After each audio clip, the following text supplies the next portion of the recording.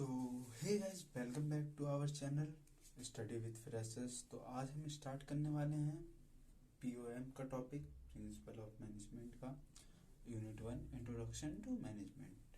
ठीक है गाइस, तो पहले हम ये बात कर लेते हैं कि इंट्रोडक्शन ऑफ मैनेजमेंट में एफ.डब्ल्यू. जो टेलर हैं वो फादर ऑफ साइंटिफिक मैनेजमेंट हैं, और जो हेनरी फ्योल हैं वो फादर ऑफ जनरल मैनेजमेंट के, जिन्होंने F.W.. Taylor, Frederick Winslow Taylor जो है वो फादर ऑफ साइंटिफिक मैनेजमेंट के हैं। ठीक है, और हेनरी जो फ्योल हैं वो फादर ऑफ जनरल मैनेजमेंट के हैं। ठीक है, इन दोनों में कंफ्यूज मत होइएगा। अगर एक मार्क्स में जैसे पूछता तो नहीं है, वैसे अगर आपको कोई भी पूछ ले तो आपको ये पता होना चाहिए, जो फादर ऑफ साइंटिफिक मैनेजमेंट हैं वो है फ्रेडरिक विंसलो टेलर, और जो फादर ऑफ जनरल मैनेजमेंट के हैं वो है Henry Fayol.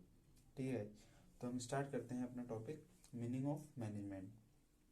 Management can be defined as the process of administrating and controlling the affairs of the organisation irrespective of its nature, type, structure and size। Management एक ऐसा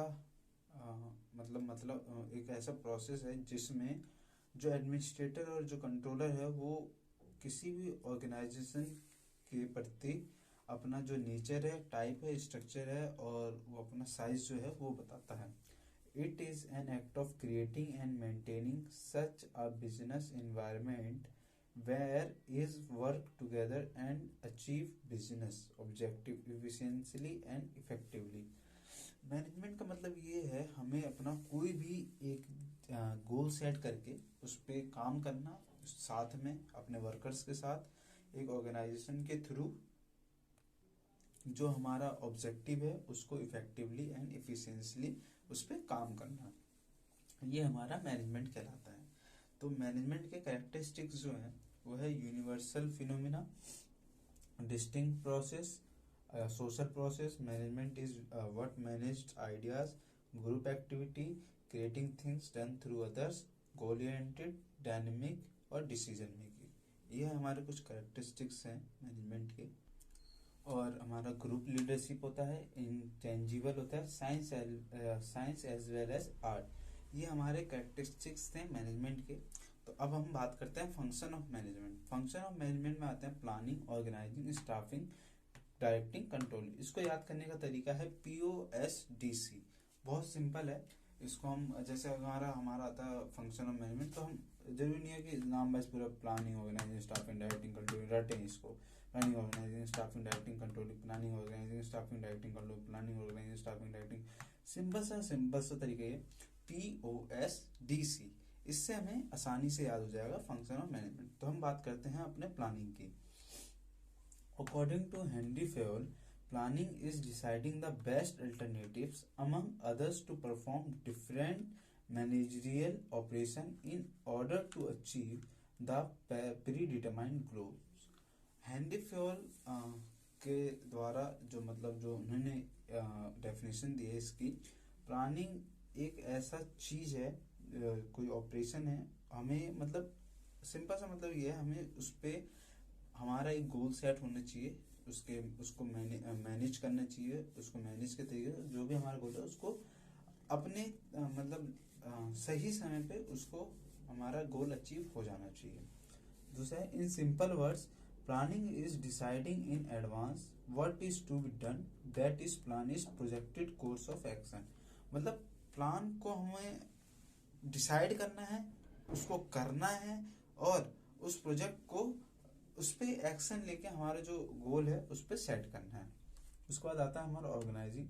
organising is the function of identifying the required activities, grouping them into jobs, assigning jobs to various position holders and creating a network of relationship।